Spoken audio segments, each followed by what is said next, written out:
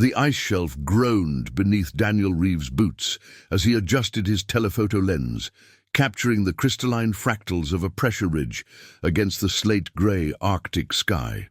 March in Barrow, Alaska brought perpetual twilight, that peculiar half-light where the sun barely kissed the horizon before retreating again. He'd been documenting climate change's effects on traditional Iñupiat hunting grounds for National Geographic, a career-defining assignment that had consumed 3 weeks of his life. The veteran photographer had spent 16 years chasing stories in extreme environments, from Saharan sandstorms to Himalayan peaks, but nothing matched the stark beauty and unforgiving nature of the Arctic Ocean's frozen expanse. His guide, Tommy Akuchuk, had returned to shore 2 hours earlier to arrange their evening meal, leaving Daniel to photograph the day's final light. Standard protocol. Tommy would return before darkness settled completely. Daniel checked his watch. 4:47 p.m. Still plenty of time.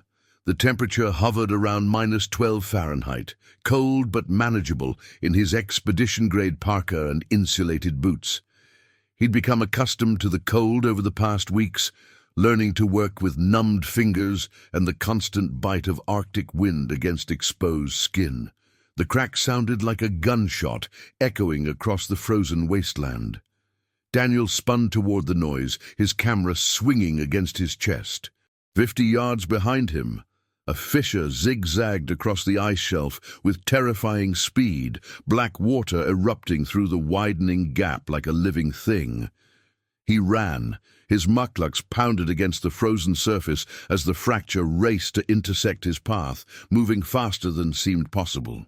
He could see the mainland, impossibly close yet suddenly unreachable, the lights of Barrow twinkling in the distance like stars he could never reach. The ice beneath his feet lurched sideways with a sickening grinding sound, and Daniel stumbled, catching himself on his knees as the world literally split in two beneath him. When the grinding stopped and the terrible noise faded to an eerie silence, he stood on a floating island of ice roughly 60 feet across, drifting rapidly away from shore. Tommy's silhouette appeared on the receding coastline, his arms waving frantically, his voice carrying faintly across the growing expanse of dark water. Daniel's satellite phone sat in Tommy's truck, charging for tomorrow's shoot. His radio was there too, sitting on the dashboard where he'd left it that morning. He had his camera equipment, the clothes on his back, and a day pack containing 4 granola bars, a thermos of coffee that was still warm, a box of waterproof matches, 3 emergency candles, a multi-tool knife, and a small first aid kit. The distance between him and safety stretched to 100 yards, then 200, then 500. The current that had fractured the shelf now dragged his frozen raft inexorably toward the open Beaufort Sea, pulling him away from everything familiar and safe. If you're watching from somewhere warm right now, take a second to hit that subscribe button and drop a comment telling us where you're from. We're sharing real survival stories that push the limits of human endurance, and you won't want to miss what happens next. Now, let's get back to Daniel's desperate fight for survival on the ice. By the time darkness fell completely, transforming the world into an abyss of black sky and blacker water, Daniel could no longer see land in any direction. The temperature plummeted to -15 Fahrenheit, though wind chill drove it far lower, probably close to -30. He huddled against his pack in the lee of a pressure ridge, assessing his situation with the methodical calm that had served him through dangerous assignments in war zones and natural disasters. The ice floe drifted northwest. He could tell by the stars when clouds permitted their appearance. Each hour carried him farther from civilization and deeper into the Arctic Ocean's frozen wilderness, a realm where humans were never meant to survive alone. His survival depended on 4 critical factors: shelter from the wind that could kill him in hours, maintaining body heat in temperatures that could freeze exposed flesh in minutes, finding drinkable water surrounded by ice and salt, and somehow signaling rescue across hundreds of miles of empty ocean. The pressure ridge provided minimal windbreak, perhaps reducing the wind chill by a few precious degrees. He had 3 candles that might burn 2 hours each if he was careful, 6 hours of warmth and light total. Water surrounded him everywhere he looked, but consuming ice or snow directly would lower his core temperature fatally fast, inducing hypothermia even as it hydrated him.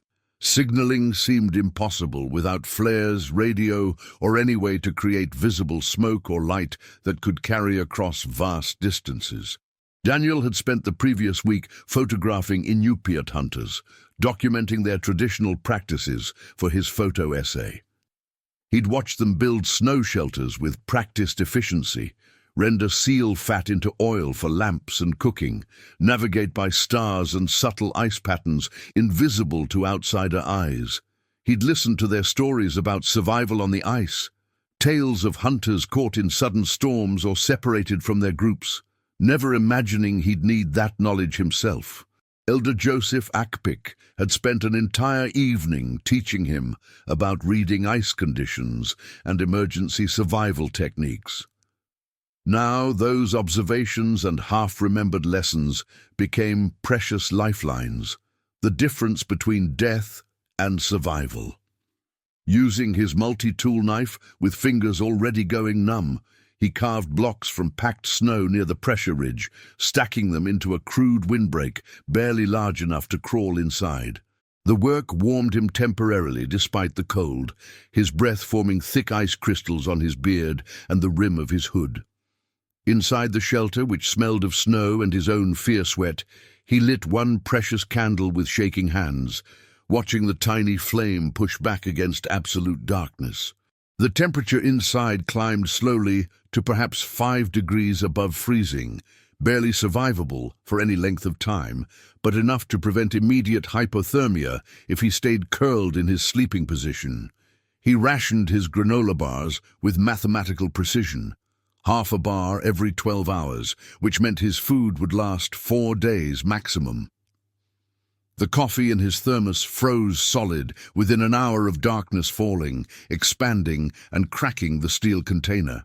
He melted small pieces of ice in his mouth slowly, letting body heat liquefy it before swallowing, a process that left him constantly cold and shivering, but prevented the dangerous core temperature drop that would come from eating snow directly.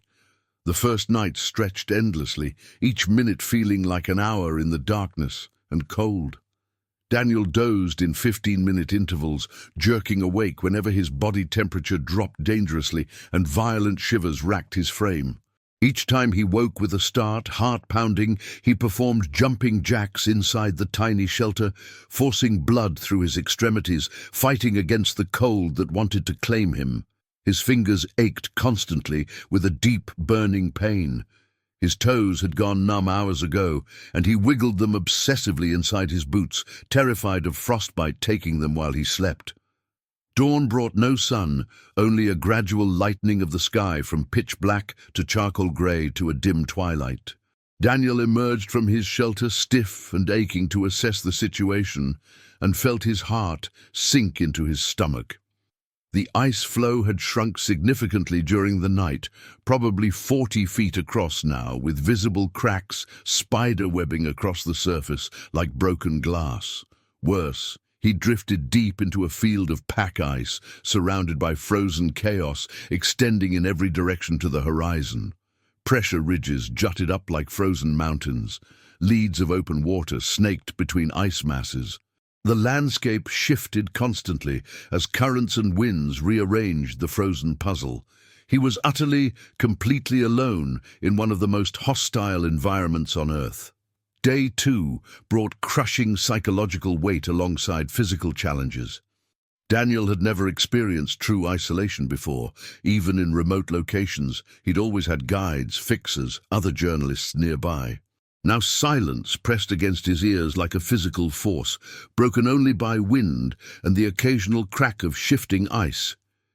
He talked to himself constantly, narrating his actions like he was teaching a photography workshop, anything to hear a human voice. He tried his camera's video function, recording messages for Rebecca, for his parents, for Tommy, apologizing for being careless and expressing love he'd never said often enough. The act of speaking to the camera helped maintain his sanity, gave him a sense of purpose beyond mere survival. He explored his tiny domain carefully, testing ice thickness, mapping the pressure ridges, identifying the most stable areas. The floe tilted slightly, one edge riding perhaps 2 feet higher than the other. He moved his shelter to the highest point, reasoning that it would be the last to break apart if the ice fractured further. Near the floe's center, he found a seal's breathing hole, the ice worn smooth and thin where the animal surfaced regularly. He marked it mentally. If the seal returned, it might represent his only chance for food beyond the rapidly diminishing granola bars. That evening, burning his second candle and trying to stretch its life as long as possible, Daniel calculated his odds with brutal honesty. Search and rescue would be looking for him. Tommy would have raised the alarm immediately. But the Arctic Ocean covered millions of square miles. Ice floes drifted unpredictably, moved by currents and winds in patterns that defied simple prediction. Without a transponder or emergency beacon, he was a needle in a frozen haystack. Coast Guard helicopters had range limitations. Fixed-wing aircraft could cover more territory but might miss a single person on white ice against white snow. His survival window was perhaps 2 weeks maximum before starvation, hypothermia, or the ice itself killed him. He refused to give up. 16 years of dangerous assignments had taught him that survival often came down to mindset as much as skill or luck. He would fight for every hour, every day. He would use every scrap of knowledge he possessed. He would survive or die trying, but he wouldn't surrender to despair. Day 3 brought the seal that would ultimately save his life. Daniel had finished his last granola bar that morning, feeling hunger gnaw at his gut with increasing urgency that bordered on pain. He'd photographed Arctic wildlife extensively over the past weeks, but never hunted anything larger than fish in his entire life. He was a photographer, not a hunter. When the ringed seal surfaced through its breathing hole 20 feet from his shelter that afternoon, instinct and desperation took over. The multi-tool knife felt inadequate and small in his trembling hands, more suited to opening packages than killing animals. The seal, perhaps sensing danger through instincts honed by thousands of years of predator avoidance, remained only seconds before diving back beneath the ice. Daniel waited, crouched beside the breathing hole, ignoring the cold seeping through his pants. Hours passed. His legs cramped. His back ached. The seal surfaced again near dusk, and this time Daniel was ready, his body coiled like a spring, despite exhaustion. The throw was clumsy and desperate. He'd never thrown a knife in his life, but luck or divine intervention guided the blade true, embedding it in the seal's flank just behind the front flipper. The animal thrashed violently, blood darkening the white ice in spreading patterns, and Daniel grabbed it with both hands, hauling the 60-pound creature from the water before it could escape into the depths.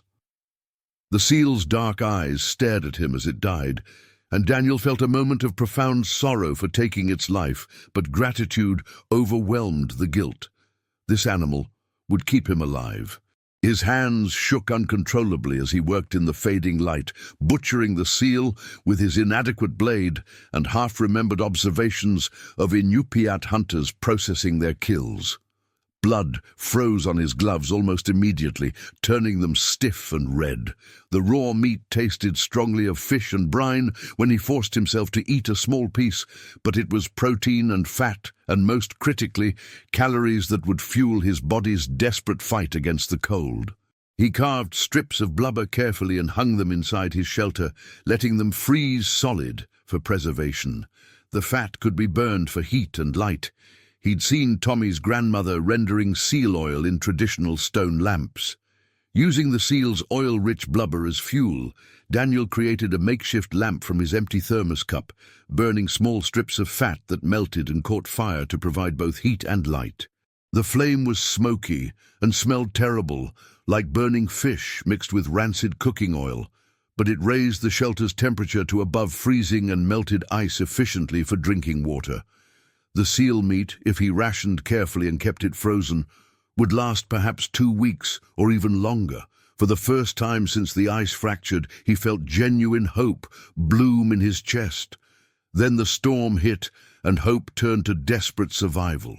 The blizzard arrived on day 7 with apocalyptic fury that seemed designed to kill anything foolish enough to exist in this frozen hell. Daniel had noticed the warning signs, rapidly falling barometric pressure making his ears pop, strange colored clouds on the horizon, an eerie stillness in the air. Wind screamed across the ice at 60 miles per hour or more, driving snow horizontally with blinding force that reduced visibility to 0. The sound was deafening, a constant roar that made thought nearly impossible. Daniel retreated into his shelter, piling snow blocks against the entrance with frantic speed until only a small ventilation hole remained at the top. Inside, he burned seal fat continuously in his makeshift lamp, knowing that stopping meant the temperature would plummet and death would follow quickly. The storm raged for 3 endless days and nights that blurred together into a single nightmare of wind and cold and darkness. The world outside became an endless white roar. Daniel measured time by the burning blubber, counting pieces as they melted and burned. He measured time by the slow consumption of seal meat, forcing himself to eat regularly despite nausea from the strong taste. He measured time by the gradual shrinking of his ice platform, which he could feel shifting beneath him. Waves generated by the storm battered the flow's edges constantly, carving chunks into the sea with sounds like breaking bones.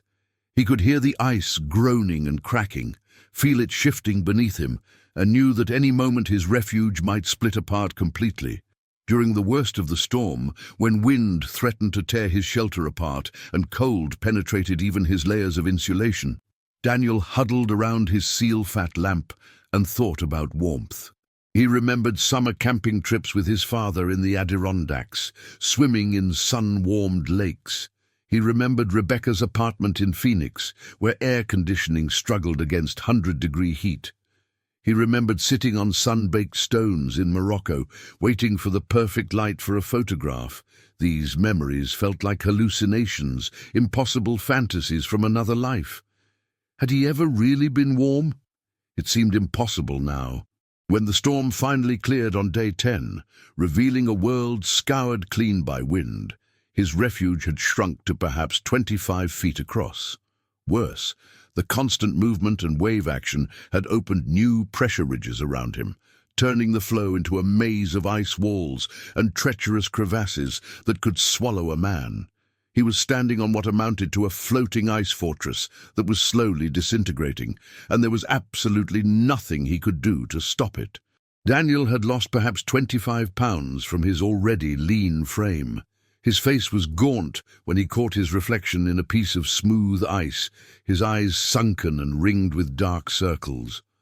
Frostbite had claimed the tips of 3 fingers on his left hand, the skin black and dead, nerve endings gone numb. He'd kept his right hand warmer, the photographer's instinct to protect his working hand even when survival hung by a thread. His beard had grown wild and unkempt, ice forming in the whiskers with each breath, creating a frozen mask around his face. The physical deterioration was obvious, but the psychological toll was worse. Daniel caught himself having conversations with people who weren't there. He'd hear his father's voice offering advice about exposure settings. He'd see his college roommate standing on a pressure ridge, waving. He knew these were hallucinations, products of isolation and malnutrition, but they felt real in the moment. Sometimes he welcomed them, grateful for any company, even if it existed only in his breaking mind. On day 14, he saw the helicopter and felt hope surge through him like electricity. The distant thump of rotors brought him scrambling from his shelter with desperate energy, waving his arms frantically and shouting even though they couldn't possibly hear him. The aircraft passed 2 miles south, heading west along the ice edge, its red Coast Guard markings visible in the grey light. Search and rescue, almost certainly looking for him. They hadn't given up. Daniel grabbed his camera's brightest lens cap, metallic silver that caught light beautifully, and angled it to catch the weak sunlight filtering through clouds, flashing desperately toward the receding helicopter in the international distress signal he'd learned years ago. The aircraft continued west in a straight search pattern until it disappeared beyond the horizon, the sound of its rotors fading to nothing. Daniel stood on the ice for an hour after it vanished, tears freezing on his cheeks in salty tracks. They were looking. People hadn't given up on him. Tommy was probably coordinating searches. Rebecca had probably flown up from California. His parents were probably going crazy with worry. But the Arctic Ocean was vast beyond comprehension, his ice floe tiny and constantly moving with currents and winds. The odds of them finding one man on one small floe among millions of square miles of identical white ice seemed astronomical, nearly impossible. That night, burning his dwindling supply of seal fat and trying to make each piece last longer, Daniel made a decision that probably saved his sanity. He would survive. He would document everything with his camera. His equipment still worked, protected in its waterproof case and kept from freezing by his body heat. If rescue never came, if his body was eventually found by some future expedition or washed ashore somewhere, the photographs would tell his story. The images would explain what happened, how he survived, what the Arctic had done to him. He began shooting systematically. The shelter with its smoke hole, the remaining seal meat hanging frozen, his frostbitten hands against white ice, the endless expanse of frozen ocean, the stars in the polar night sky. Photography had always been his way of making sense of the world, of processing experiences and emotions through the lens. Now it became his reason to continue fighting, his purpose beyond mere biological survival. He was documenting something important, the absolute limit of human endurance in Earth's harshest environment. The hallucinations intensified on day 17, becoming more frequent and more convincing. Daniel knew they weren't real, products of isolation, severe malnutrition, exhaustion, and probably the early stages of hypothermia-induced confusion. He'd see his sister Rebecca standing at the ice flow's edge, calling him home in her voice, telling him dinner was ready. He'd hear his father's voice discussing photography techniques, debating the merits of different film stocks, even though everything was digital now. Once, he spent nearly an hour conversing with his college photography professor about the nature of light and shadow and truth in documentary work, before realizing he was talking to a pressure ridge shaped vaguely like a human figure. The conversations felt real while they happened.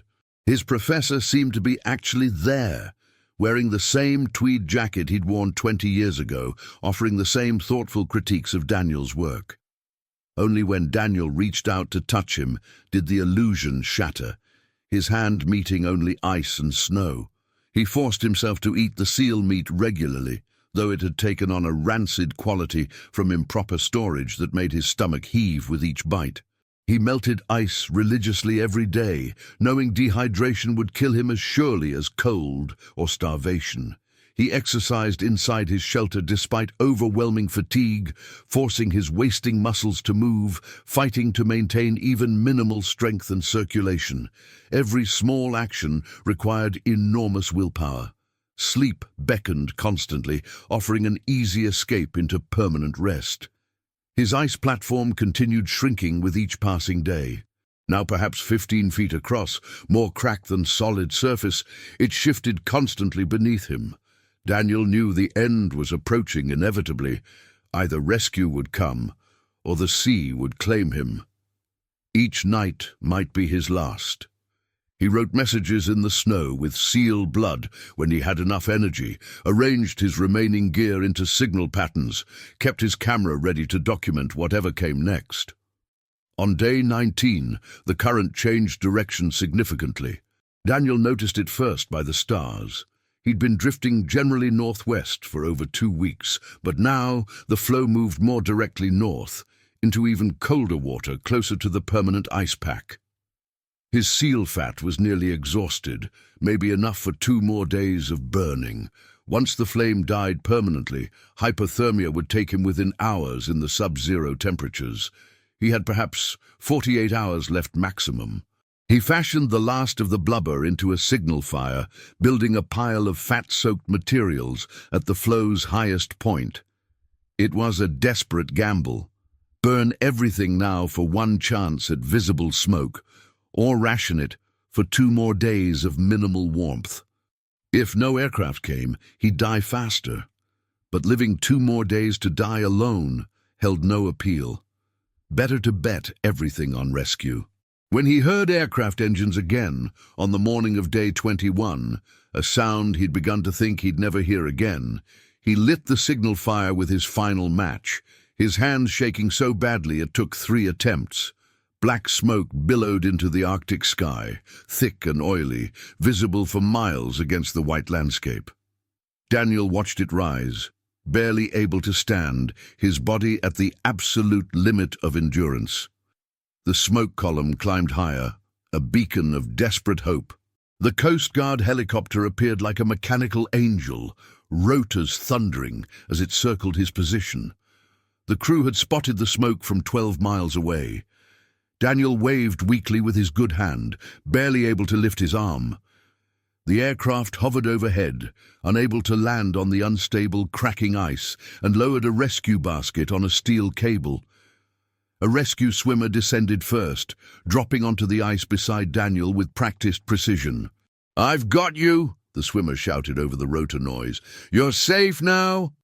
Daniel's frozen fingers struggled with the harness, his coordination shot after 3 weeks of malnutrition and cold. The rescue swimmer helped him, checking him over with experienced hands, talking constantly to keep Daniel conscious and alert.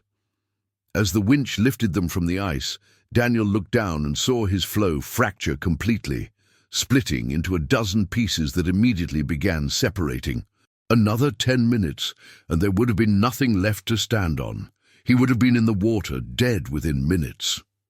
Inside the helicopter, wrapped in thermal blankets with heated air blowing over him, Daniel learned the full extent of the search effort. He drifted over 200 miles from his original position, carried by currents in an unpredictable path. The search had covered thousands of square miles over 3 weeks. Tommy had never stopped looking, coordinating with Coast Guard crews that flew daily search patterns despite diminishing hope with each passing day. Multiple agencies had been involved: Coast Guard, Alaska State Troopers, local volunteers, even Canadian authorities across the border. The smoke from Daniel's seal fat fire had been visible for 15 miles, an unmistakable signal that something human existed in that frozen wilderness. "You shouldn't be alive," the rescue swimmer told him, checking his vitals and starting an IV line. 3 weeks on pack ice in March with no supplies or equipment? People don't survive that. The cold alone should have killed you in days. The starvation, the isolation, the ice breaking apart, any one of those things should have been fatal. But Daniel had survived against impossible odds. His photographs, recovered carefully with his camera equipment, documented every stage of his ordeal with haunting clarity.